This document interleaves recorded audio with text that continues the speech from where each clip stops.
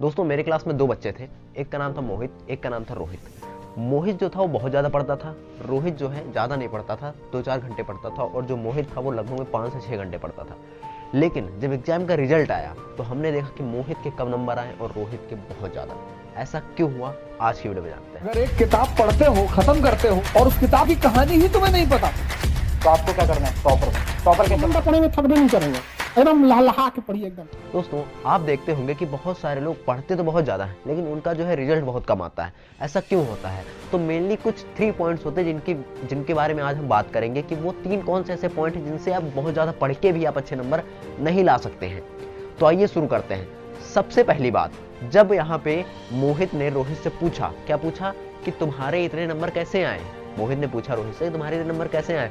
तो उसने कहा तुम तो ज़्यादा पढ़ते थे लेकिन फिर भी मेरे ज़्यादा इसलिए आए क्योंकि मैं जो था वो जब पढ़ते वक्त सिर्फ पढ़ता था, है ना। जब मैं रीड यानी स्टडी करने बैठता था तो सिर्फ मेरी स्टडी चलती थी और मैं कुछ नहीं करता था उस समय, सिर्फ मेरी उस समय पढ़ाई चलती थी, स्टडी के अलावा और कुछ नहीं करता था। अब स्टडी के अलावा और आप क्या करते हो? तो जब आप पढ़ने बैठते हो तो ज़्यादातर बच्चों की आदत ये होती है कि जब वो पढ़ने बैठते तो अपने साथ में वो अपना मोबाइल फ़ोन लेके बैठते हैं, है ना। ये बहुत गलत आदत है ना। अगर हम ऐसा करते हैं, भाई कोई अगर आप मोबाइल से पढ़ रहे हो तो ठीक है, लेकिन अगर पढ़ नहीं रहे हो तो आपको क्या करना है? मोबाइल को दूर रखना है। ये बहुत बड़ा मेजर डिस्ट्रैक्शन है बच्चों का, ठीक है। क्यों डिस्ट्रैक्शन है? क्योंकि जैसे हम पढ़ने बैठते हैं मोबाइल सामने रखा हुआ है, अब जब हम पढ़ रहे होते हैं तो जैसे कोई नोटिफिकेशन आए तो उसको हम तुरंत वहीं पे क्या कर लेते हैं? देखने लगते हैं। फिर उसके बाद कहीं अगर व्हाट्सएप का मैसेज आया तो व्हाट्सएप से हम इंस्टाग्राम पे घुसे, इंस्टाग्राम से यूट्यूब पे, यूट्यूब से फिर और कहीं पे इसी तरीके से चलता रहता है। तो आपको क्या करना है? आपको इसको जब पढ़ने बैठे तो आपको इसको नहीं लेना। क्या करना है मैं आपको बताऊंगा। अगर जरूरत पड़ती भी है तो क्या करना है मैं बताऊंगा अभी आपको। पहला डिस्ट्रैक्शन तो आपको मोबाइल फोन हो गया जो आप पढ़ते वक्त करते हो। सेकंड जो चीज़ है उसने बताया, रोहित ने पहले तो बता दिया कि पढ़ते वक्त मोबाइल नहीं रखता था, मैं अलग रखा रहता था, मैं पढ़ता रहता था, ठीक है।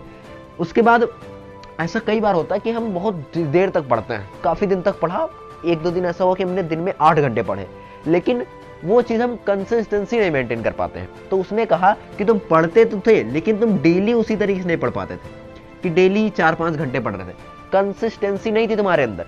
तुम एक दिन 5-6 घंटा पढ़ लिया, दूसरे दिन 1-2 घंटा पढ़ रहे हो, या दूसरे दिन पढ़ ही नहीं रहे हो, तो वो कंसिस्टेंसी तुम्हारे अंदर नहीं रही। मैंने रेगुलर जो है 3 घंटे 4 घंटे अपने आप को दिया, तब मेरे इतने नंबर है। रेगुलर पर डे मैंने पढ़ाई की। थर्ड पॉइंट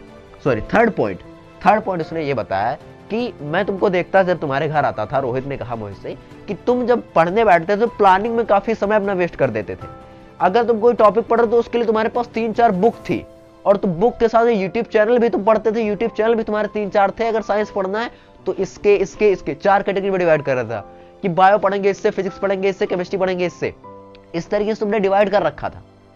तो तुम्हें ये नहीं करना चाहिए था। प्लानिंग में अपना टाइम वेस्ट नहीं करना है, प्लानिंग में अपना टाइम वेस्ट नहीं करना है। तो पढ़ना कैसे पता चलेगा? वो जो बुक में है वही पढ़ना है। और उसने कहा कि रिसोर्सेज जो तुमने बना रखे हैं, एक बुक से नहीं, तुमने 50 बुक से पढ़ाई कर रखी है, वो 50 बुक का नहीं आने वाला है। तुम जब एक बुक पढ़ो एनसीईआरटी ओनली, वो पढ़ लोगे एनसीईआरटी तो आपका हो जाएगा। तो उसने ये बातें बताई कि ये 3 तुम्हारी मेजर मिस्टेक्स थी। अब इन तीनों को दूर कैसे करना मैं आपको बताता हूँ। सबसे पहले जो है आपको स्टडी में मोबाइल फोन अगर आपके पास है तो उसको रखिए, लेकिन सबसे पहले है उसका नोटिफिकेशन आपको ऑफ कर देना है।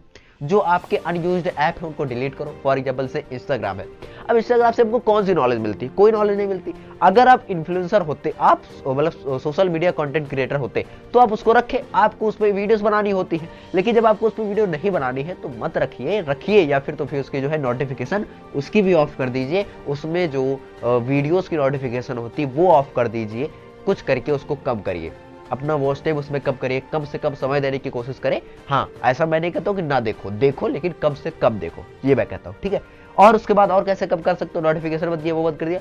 अब उसके बाद आपको अपने जो है मेजर आवर, यानी जो आपको पढ़ाई करनी है उसके जो मेजर आवर है उनको आपको बचा के रखना। उनमें आपको मोबाइल फोन का यूज नहीं करना, भाई वेरी इंपॉर्टेंट थिंग है। अगर आप पढ़ाई करते वक्त मोबाइल यूज करते हो तो आपको क्या करना है? जो मेजर आवर है जिसमें आप बढ़िया से पढ़ाई कर सकते हो उसमें आपको मोबाइल फोन नहीं यूज करना, ठीक है। अब मैं बात करता हूं कंसिस्टेंसी कैसे मेंटेन करें। इसके ऊपर फिलहाल मैं एक नई वीडियो लेके आऊंगा, पूरी फुल फ्लैश वीडियो, लेकिन अभी मैं समझता हूं। तो कंसिस्टेंसी मेंटेन करने के लिए सिंपल सा फंडा है कि आप अपने आप से ओवर कमिटमेंट मत करिए। मतलब कि आप ये मत कहिए कि हम 8 घंटे पढ़ेंगे। भाई 8 घंटे क्या तुम आईएएस की तैयारी कर रहे हो? तुम तो बोर्ड एग्जाम की तैयारी कर रहे हो, है ना, तो आपको 8 घंटे नहीं पढ़ना है, आपको सिर्फ और सिर्फ 3 से 4 घंटे पढ़ना है मिनिमम। ये बहुत मतलब मैक्सिमम है 3 से 4 घंटे, इससे ज्यादा नहीं पढ़ना है। ओवर कमिटमेंट करोगे जो अपने साथ, तो आपको लगेगा कि मैंने बहुत लंबा गोल लिया है। गोल लेने से कुछ नहीं होता, गोल के लिए काम करने से होता है। अब गोल लोगे तो काम करना पड़ेगा। अब जो आपने गोल छोटा ले रखा है तो कहोगे छोटा काम कर रहा है, कम काम कर रहा है, कम काम करना है, लेकिन अब रेगुलर बन पाओगे उस चीज पे, कंसिस्टेंसी मेंटेन रहेगी।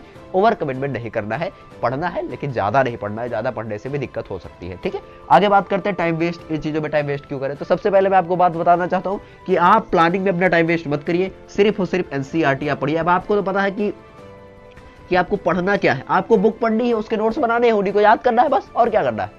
बुक्स है, बुक के नोट्स बनाओ, क्वेश्चन सॉल्व करो, फॉर्मूला है उनको याद करो, यही सब चीजें करनी है। उसमें क्या 10 बुक ढूंढना, क्या किसी यूट्यूब चैनल पे जाके पढ़ना। हाँ, अगर आपको चीजें नहीं समझ में आती तो बेसिकली यूट्यूब चैनल जाइए, फाइंड करिए कि आपको इससे पढ़ना, लेकिन एक यूट्यूब चैनल चुनिए कि आपको उसी से सारा कंटेंट मिल जाए। अगर आप मैथ्स पढ़ते तो मैथ्स के लिए एक चैनल, ठीक है, साइंस पढ़ते तो साइंस के लिए एक चैनल, एसएसटी पढ़ते एसएसटी के लिए एक चैनल, हिंदी इंग्लिश सबके लिए एक चैनल होना चाहिए। आप ये हो सकता है कि हिंदी एक पे पढ़ाई जा रही है, इंग्लिश एक पे, तो इस तरीके से भी कर सकते हैं। उन्हीं 6 चैनल को आप सब्सक्राइब करिए, उन्हीं से आप पढ़िए। आपको 10 लोगों के पास भागने की कोई जरूरत नहीं है। अगर आप ये करोगे तो अपना टाइम बहुत ज्यादा वेस्ट कर दोगे। अगर आप ये मेजर 3 मिस्टेक करते हो तो आप 100% तो चाहे जितना पढ़ लो आपके एग्जाम में मार्क आने वाले नहीं है। और ये मैंने बहुत से बच्चों के अंदर देखा है। तो आपको ये गलतियां नहीं करनी है। अगर आप ये गलतियां करते हो तो एवरेज से टॉपर तो भूल जाओ, आपके मार्क्स जो है बहुत कम आएंगे, मेरिट लिस्ट में भी आप लोग नहीं आ पाओगे। इसके लिए मैं कहता हूँ आज के इस वीडियो को देखने के बाद अगर आपको चीज समझ में आ गई है तो प्लीज अप्लाई करना शुरू कर दो और पढ़ना तो स्टार्ट कर ही दो। ठीक है, तो आई होप आपको ये वीडियो पसंद है। अगर पसंद है प्लीज लाइक करें, अपने दोस्तों का शेयर करें, चैनल पर नए हो तो सब्सक्राइब कर लेना। मिलते हैं नेक्स्ट वीडियो, तब तक के लिए जय हिंद जय भारत।